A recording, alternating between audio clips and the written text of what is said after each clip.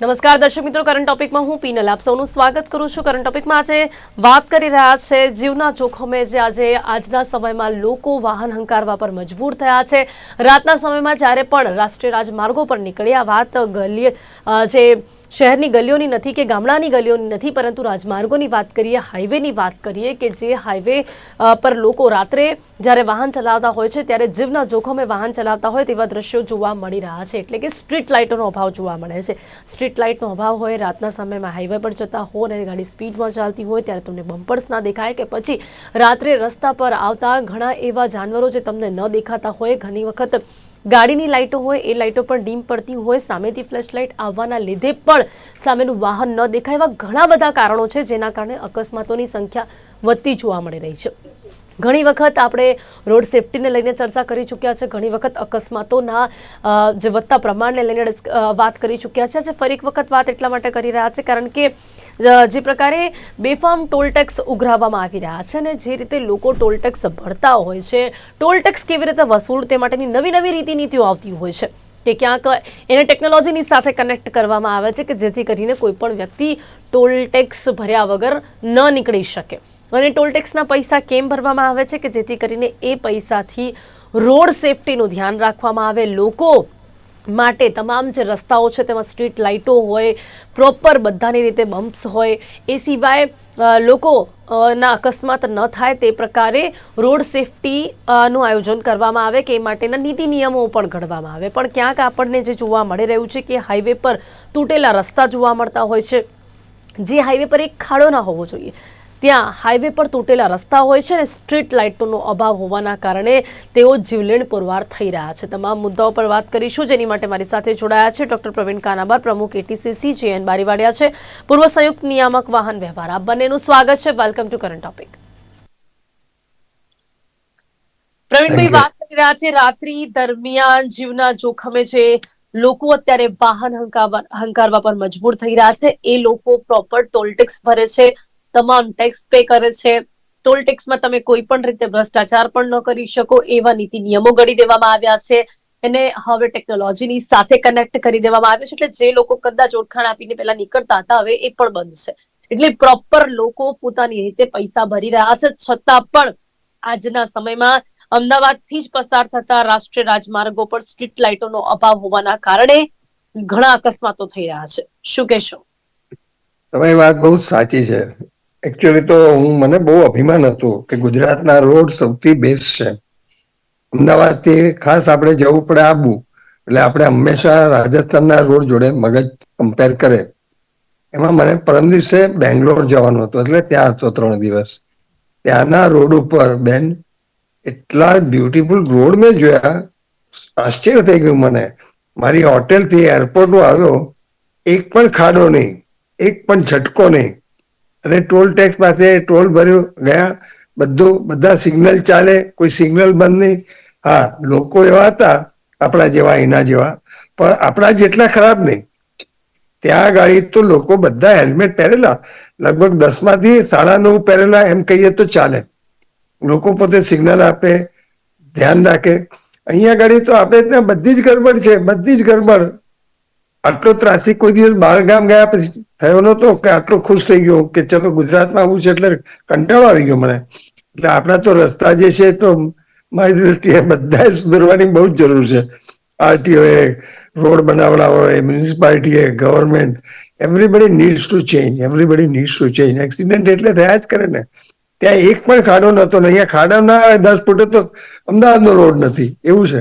જી પ્રવીણભાઈ, લાગે છે અકસ્માતો જે થઈ રહ્યા છે ને ભૂલથી, લોકોની ભૂલ કરતા વધારે રોડ પર જે ખાડાઓ અને જે તૂટેલા રસ્તાઓ જોવા મળતા હોય છે, અને એમાં પણ આપણે જોઈએ તો સ્ટ્રીટ લાઇટો ના હોય, એટલે એ ખાડાઓ દેખાય પણ નહીં, બમ્પ ના દેખાય, ડિવાઈડર ના દેખાય, એ પ્રકારના આપણા હાઈવેઝ જોવા મળી રહ્યા છે। તમારી વાત બહુ સાચી છે કે રોડ પર લાઇટ ઇનફ છે જ નહીં। આપણે ત્યાં આપણે એન્કરેજ કરીએ બધાને કે આપણે બધા ઝાડ વાવીએ, દરેક જણ એટલીસ્ટ 2 ઝાડ વાવે અથવા એક તો વાવે જ, એવું હમણાં આપણે અભિયાન ચાલુ કર્યું।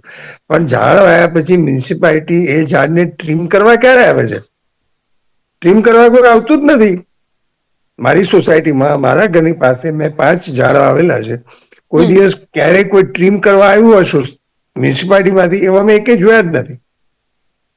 એટલે કહેવાનો ભાવ એ છે કે જે કંઈ આપણને સેવાઓ મળવી જોઈએ, આપણે જે કંઈ ચૂકવીએ એ સેવાઓ તો મળતી જ નથી અનફોર્ચ્યુનેટલી. સમજ્યા? એટલે જી. જે કંઈ એટલે આ મોટી તકલીફ છે આપણે. હા, આપણે ત્યાં બધા વાહન સરસ ચલાવે છે એવું કહી શકીએ જ નહીં.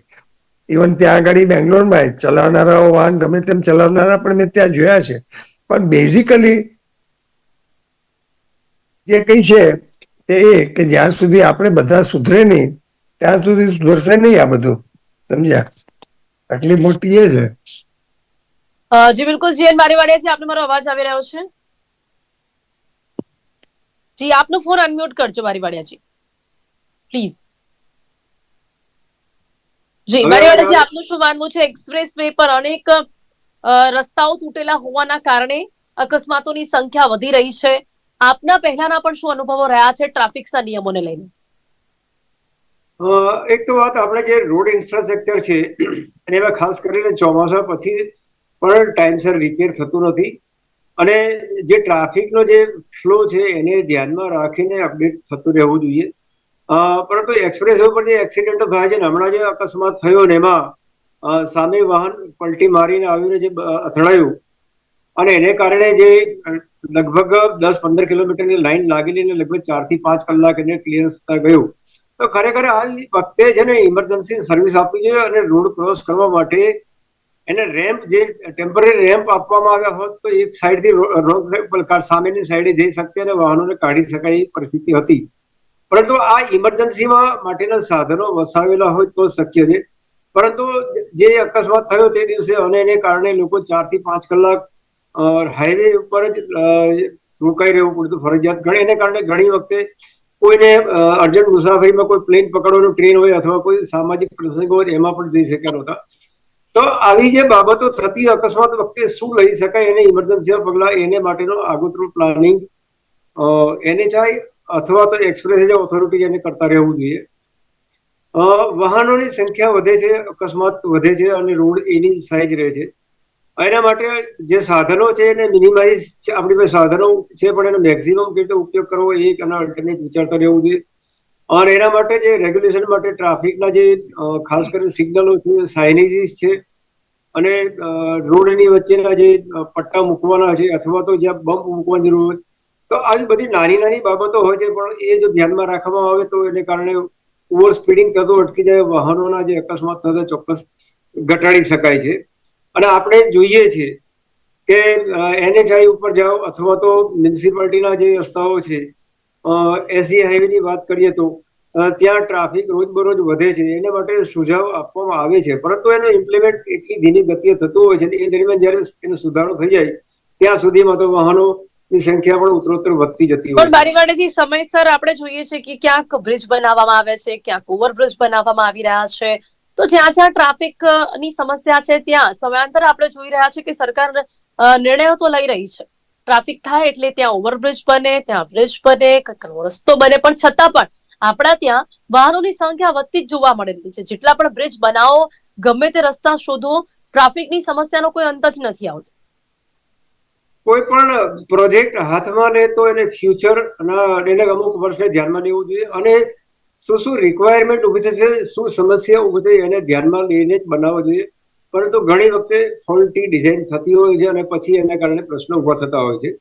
આપણે ઉદાહરણ આપવું તો હાઈકોર્ટથી આપણે જે ઝાયડસ તરફ આવીએ તો જે ફ્લાયઓવર બ્રિજ છે, ત્યાંથી જે થલતેજમાં બહાર નીકળવા માટેની કોઈ જગ્યા નથી ને ફક્ત એન્ટ્રી આપેલી છે. એ જ રીતે પકવાનથી ઉપર જવા માટે એન્ટ્રી નથી.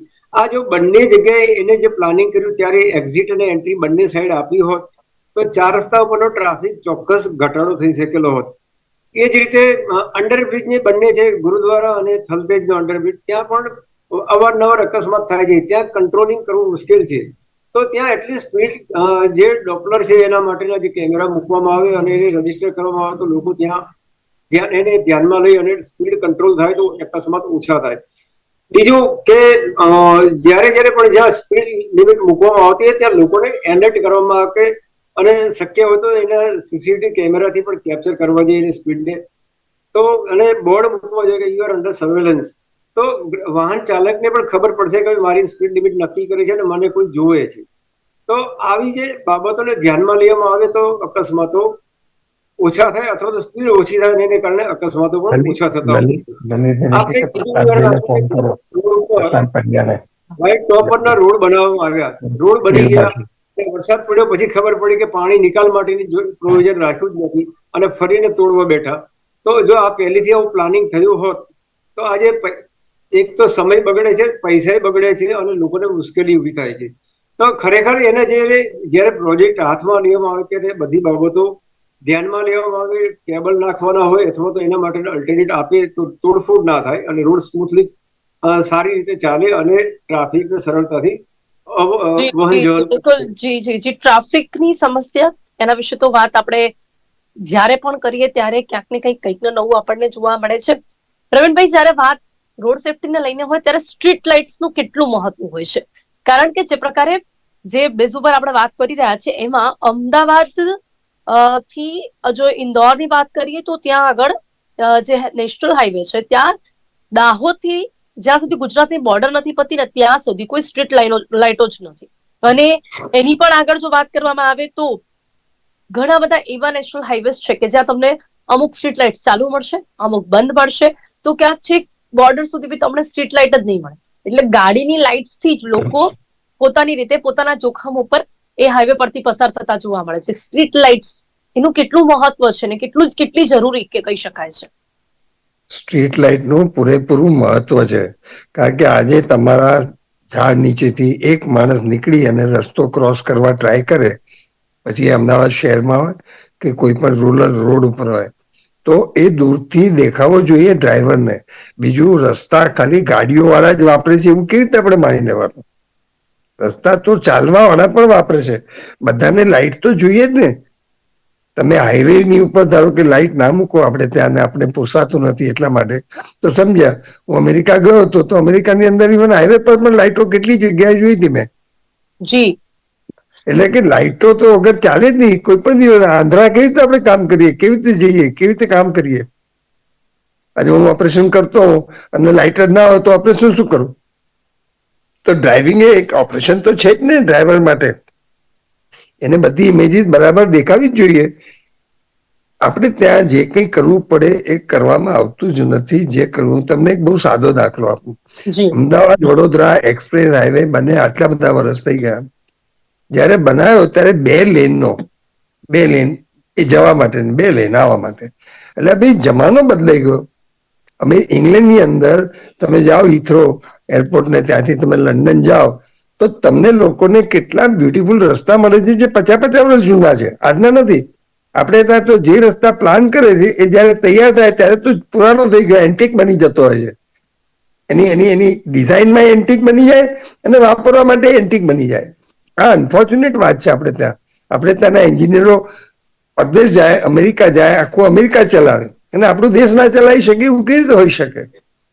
એટલે ક્યાંક ખોટ ક્યાંક બીજે છે. એન્જિનિયરમાં ખોટ નથી, એમને રાખનારમાં, એમની ઉપરથી કામ લેનારા એ લોકોમાં ખોટ છે ક્યાંક. કારણ કે એન્જિનિયરો તો બધા આપણે પેદા સારા જ કરી છે. આપણી યુનિવર્સિટીના બધા એન્જિનિયરોને લે છે લોકો પરદેશની અંદર. અમેરિકા તો આખું ભર્યું જ છે એનાથી.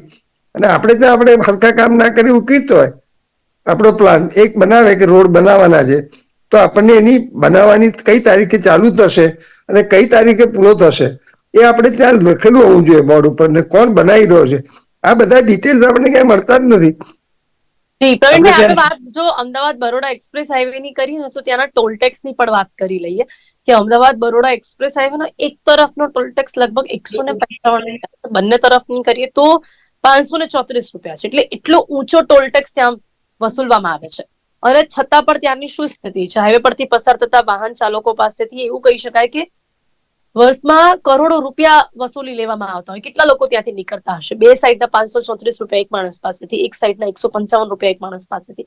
વન સાઇડેડ જનારા પણ દિવસમાં કેટલા હશે? એટલે કેટલો ટોલ ટેક્સ આવતું હશે? છતાં પણ ત્યાંની સ્થિતિ શું છે? એની સાથે ત્યાં વાહન ચાલકોની એવી પણ માંગણી છે કે સોલર લાઇટનું આખું માળખું ઉભું કરવામાં આવે. એના વિશે પણ કોઈ વિચારતું નથી.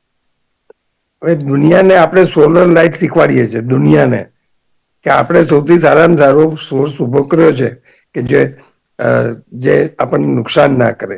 પણ એ આપણે વાપરી કેમ નથી શકતા મને સમજ નથી પડતી. બધી ટેકનોલોજી આપણી પાસે છે, આપણા એન્જિનિયરો બુદ્ધુ નથી, બધાને આવડે છે, અને છતાં આપણે જે જોઈએ એ મળતું જ નથી. આજે તમે એક જગ્યાએથી અંદર દાખલ થાવ પછી તમને પૂરેપૂરી સગવડ મળે. મને હજી યાદ છે કે એકવાર હું ગયો હતો એક્સપ્રેસ હાઈવે પરથી, અને બેન 3.25 કલાક ગાડી ગઈ હતી, અડધો થી 3.25 કલાક, ને ગાડીનું ટાયર ફ્લેટ થઈ ગયું. નવી ગાડી હતી મારી. એનો અર્થ એ થયો કે રસ્તા કેટલા ખરાબ છે, શું કા ટાયર ફાટે. સારી ગાડી, ટાયરમાં હવા બરાબર ભરેલી હોય, બધું ચેક કરીને નીકળેલો. કારણ કે હું તો શીખવાડું છું બધું કે કેવી રીતે ચેક કરીને નીકળવાનું પછી જવાનું, તો હું પોતે તો ધ્યાન રાખું જ. તો પણ મારી ગાડીમાં પંક્ચર પડ્યું, ફ્લેટ થઈ ગયું ટાયર. કહેવાનો ભાવ એ છે કે આપણા રસ્તા બધી જગ્યાએ ઇસ્યુ છે, બધી જગ્યાએ. એકલા રસ્તા આજે ખોટા બમ્પ કેટલા આપણા રોડ ઉપર હોય છે, ઇલીગલ બમ્પ જોઈએ એટલા. તમે જ્યાં બી જાઓ તો તમને ખબર હોવી જોઈએ કે દરેક રોડ ઉપર સ્ટોપ લાઈન મૂકવી જોઈએ જ્યાં રસ્તા ભેગા થતા હોય, કે જેથી કરીને લોકો ઉભા રહે. આપણે ત્યાં આગળ તો જે રંગ વાપરે છે ઉતરી જાય અઠવાડિયા 10 દાડાની અંદર. તકલીફ મોટી આ છે. કરવું શું આપણે મ્યુનિસિપાલિટી, આરટીઓ અને ગવર્મેન્ટ એન્જિનિયર્સ આ બધી જગ્યાએ ફેરફાર લાવવાની સખત જરૂર છે. ખાસ કરીને જે કઈ પ્લાન કરીએ હવે, માનો કે જે થઈ ગયું છે થઈ ગયું છે થઈ ગયું છે, હવે તો ધ્યાન રાખીએ. આપણે ત્યાં ફૂટપાથ 2.5 ફૂટની છે, 2.5 ફૂટની ફૂટપાથ ઉપર જે ઘરવાળો ત્યાં રહેતો હોય એને કુંડા મૂકે, તો લોકો ચાલે કેવી રીતે? 3 ફૂટની ફૂટપાથ હોય અને દુકાન વાળો એનો સામાન બહાર કાઢીને બધો મૂકે, તો પગે ચાલનારનું શું કરવાનું? 21% લોકો જે મરી જાય છે પગે ચાલનારા મરી જાય છે. મને બેન જે તકલીફ દેખાય છે ને મોટી આ દેખાય છે કે સ્કૂટર વાળાના અને પગે ચાલનારા એમના જાન આપણે કેવી એ જાન બચાવવા માટે આપણે પુષ્કળ મહેનત કરવી પડે એવું છે, પણ કરવું કેવી રીતે, ક્યાંથી કરવું? જીએન બારીવાડેજી, આપને શું લાગે છે, જે પ્રકારે પ્રવીણભાઈએ વાત કરી કે આરટીઓમાં પણ અમુક ફેરફારની જરૂરિયાત છે, આપને શું લાગે છે કે કેવા પ્રકારના ફેરફારની જરૂરિયાત આરટીઓમાં છે? હું તો આરટીઓ ફેરફારમાં એક બીજો નવો કન્સેપ્ટ આપવા માંગુ છું કે આરટીઓના જે અત્યારે અધિકારીઓ છે, આરટીઓના લાયસન્સ ઇસ્યુ કરવાના અને પરમિટ પાસિંગના વાહન રજીસ્ટ્રેશનની કામગીરી કરે છે, એક વહીવટી બાબત રહેવા દે અને એન્ફોર્સમેન્ટનું એક આખું અલગ ડિપાર્ટમેન્ટ કરવું જોઈએ. ફોરેનની અંદર આખું અલગ ડિપાર્ટમેન્ટ છે ને એની પાસે અલગ ગ્રાન્ટ પણ હોય છે, અને એ જ્યાં એક્સિડન્ટના જે દેખાતા એ પોતે એને રેક્ટિફાઈ જે તે ડિપાર્ટમેન્ટ પાસે કરાવતા હોય. તો આવું કદાચ આપણે વિચારવાની જરૂર સમય આવી ગયો છે, કારણ કે હવે અત્યારે શું છે, આરટીઓના ઇન્સ્પેક્ટર છે એને તમે ઓફિસની કામગીરી ઉપરાંત એને ચેકિંગની આપો, ચેકિંગ સાથે સાથે વહીવટી કામ, બેમાંથી બંને કામ બગડે છે. એટલે એને ખરેખર એને એ ભાગ પૂરતા છૂટા પાડી અને એક આખું એન્ફોર્સમેન્ટ ડિપાર્ટમેન્ટ આરટીઓ અને પોલીસ ડિપાર્ટમેન્ટથી અલગ રાખવું જોઈએ, અને એનું ધ્યાન ફક્ત રોડ ઉપરના જે વાહનો છે, રૂલ્સ રેગ્યુલેશન એક્ટિવિટી છે એના પર એને એન્ફોર્સમેન્ટ માટે, અને અકસ્માત થતા હોય તેની જવાબદારી નક્કી કરવી પડે કે ભાઈ અકસ્માતો કયા કારણથી થાય, તમે શું કરો છો. અને ફોરેનની અંદર જાઓ તો જ્યાં લાયસન્સિંગ ઓથોરિટી અથવા રજિસ્ટ્રિંગ ઓથોરિટી એ ચેકિંગના કામ નથી કરતી, ત્યાં એન્ફોર્સમેન્ટ ડિપાર્ટમેન્ટ આખું અલગ છે. તો એ રીતે જો કરવામાં આવે, પછી જ્યારે હાઈવે બને ત્યારે દરેક હાઈવે પર સ્પીડ નક્કી કરવાની અને એના પર સ્પીડ માપવા માટેના ડોપલર હોવા જોઈએ, એ મૂકવા જોઈએ દરેક અમુક નક્કી કરેલા અંતરે. જયારે આટલો ટોલ ટેક્સ લેવામાં આવતો હોય છે અને જયારે લોકો પાસેથી ટેક્સ ભરતા હોય, જો અકસ્માતો થતા જ હોય, તો એના માટે દરેક જગ્યાએ પોલીસ મૂકવી શક્ય નથી, આરટીઓને ચેકિંગ માટે ઉભા રાખવા શક્ય નથી. પણ આ જયારે ટેકનોલોજી આવી છે, એઆઈ આવી ગયું છે, એના કારણે પણ તમે કોઈ ટ્રેસ આઉટ કરી શકો છો.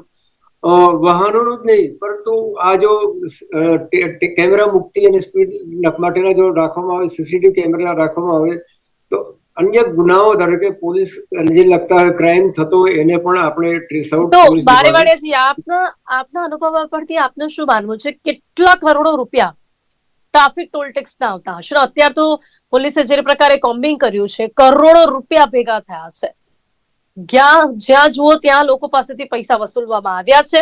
ચલો, એમણે ભૂલ કરી છે, બરાબર છે, પણ અત્યારે એકદમ જાગ્યું છે જે તંત્ર, એમણે કરોડો રૂપિયાથી પણ વધારે પૈસા ભેગા કર્યા હશે. શું હવે એ પૈસાથી ખરેખર લોકો માટે કામ થશે?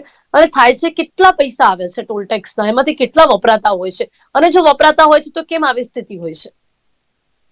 આનું છે ને એક ટ્રાન્સપરન્સી સંબંધિત ડિપાર્ટમેન્ટે યર ટુ યર એને મૂકવાની જરૂર છે કે ભાઈ એની પાસે કેટલા પૈસા આવ્યા અને કેટલા રૂપિયા એને કયા ખર્ચ કર્યો છે, અને જે ઇન્ફ્રાસ્ટ્રક્ચરમાં જે રોડ બનાવ્યો છે કેટલા રૂપિયાનો રોડ બન્યો છે, તો જ એના આધારે જ થઈ શકે. બાકી તો અન્યથા તો આપણે એને કહીએ છીએ સમાચાર પ્રત્યે આપીએ કે ભાઈ આવું આવ્યું હતું, પણ પછી હકીકતમાં એ ભળતું થતું હોય છે.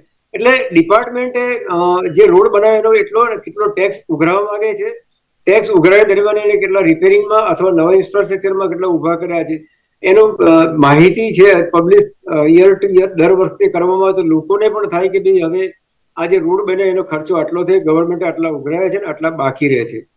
તો અત્યારે જે લોકોમાં એક કચવાટ છે કે ભાઈ કરોડો રૂપિયા ઉઘરાવી લીધા, કેટલા રૂપિયાનો બનાવે છે કહેતા જ નથી, અને કેટલા રૂપિયા રિકવર કરવાના બાકી છે.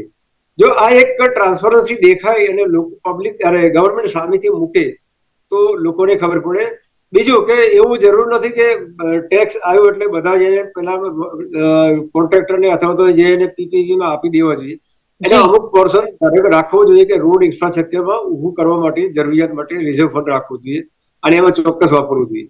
જી ડોક્ટર પ્રવીણ, આપનું શું માનવું છે અંતમાં અકસ્માતોને કેવી રીતે રોકી શકાય છે? ખરેખર એક પ્રકારના ટ્રાન્સપરન્સીની જરૂરિયાત છે. આડેધડ પૈસા વસૂલમાં આવવા છતાં પણ રોડ અને રસ્તાઓ પર આપણને જે પ્રકારની સુવિધા મળવી જોઈએ વર્ષોથી નથી મળી રહી, અને એ સાથે જ આ રોડ રસ્તાઓ પર નીકળતા લોકોના જીવ જઈ રહ્યા છે. આપણે એની વાત કરીએ છીએ કે એજ્યુકેશન, એન્ફોર્સમેન્ટ, એન્જિનિયરિંગ અને ઇમરજન્સી ટ્રીટમેન્ટ, આ 4 ની આપણે વાત કરીએ છીએ. મારી દ્રષ્ટિએ આ 4 પાછળ જે આપણે પડ્યા છે ને, તો એજ્યુકેશનને રિયલી જે રીતે આપણે આગળ લઈ જવું જોઈએ એ જ રીતે લઈ ગયા નથી, અને એટલે અકસ્માતનું પ્રમાણ વધ્યા કરે છે. મારું પોતાનું એવું માનવું છે કે જ્યાં સુધી સ્ટેક હોલ્ડર્સના પોતાની બધાની એટીટ્યુડ, બધાની બિહેવિયર નહીં બદલાય ત્યાં સુધી એક્સિડન્ટ આપણે 50% જે ઘટાડવા છે ત્યાં તો પહોંચી શકવાના જ નથી. બીજું, વાહનોની સંખ્યા રોજ વધતી જાય છે. વાહનોની સંખ્યા એટલી બધી વધે છે, આપણા રસ્તા એના એ સાધના છે, નાના છે, અને વાહન વધે છે. હવે જયારે વાહન વધે તો જગ્યા ક્યાંથી મળે? તમે ગમે તેટલા પુલ બનાવો, ગમે તેટલા રોડ બનાવો, પણ જો વાહનને કંટ્રોલ નહીં કરીએ તો સ્વાભાવિક છે કે એક્સિડન્ટ, ટ્રાફિક જામ અને આ બધા ઇસ્યુ છે કશા પૂરા થાય નહીં, બંધ થાય નહીં. એટલે આપણે ત્યાં બેઝિકલી ખોળમાં હવે ખૂટે છે શું, તો બેઝિકલી આપણે સરખું પ્લાન જ નથી કરતા. પ્લાન કરીએ છીએ 10-15 વર્ષ. પ્રોપર પ્લાનિંગ, ટ્રાન્સપરન્સી અને જાગૃતતા જેનો અભાવ જોવા મળી રહ્યો છે, એના કારણે જ રોડ રસ્તા ઉપર સુવિધાઓ નથી મળી રહી, અને એ સુવિધા ન મળવાના કારણે લોકોના જીવ જોખમમાં મુકાઈ રહ્યા છે. સમય સમાપ્ત થાય છે. ડોક્ટર પ્રવીણ અને જયંત બારીવાડિયાજી, આપ બંને મારી સાથે ચર્ચામાં જોડાયા તે બદલ આપનો ખૂબ ખૂબ આભાર. Thank you so much. Thank you.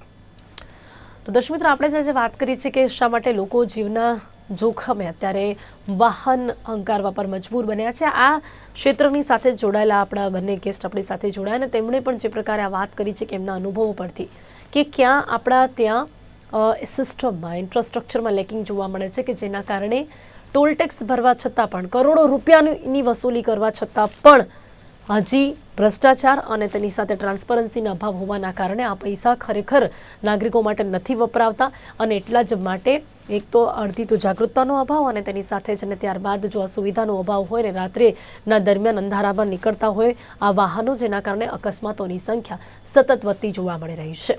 Current ટોપિકમાં અત્યારે બસ આટલું જ. ફરીથી મળીશું એક નવા વિષયની સાથે. ત્યાં સુધી રજા આપશો. નમસ્કાર.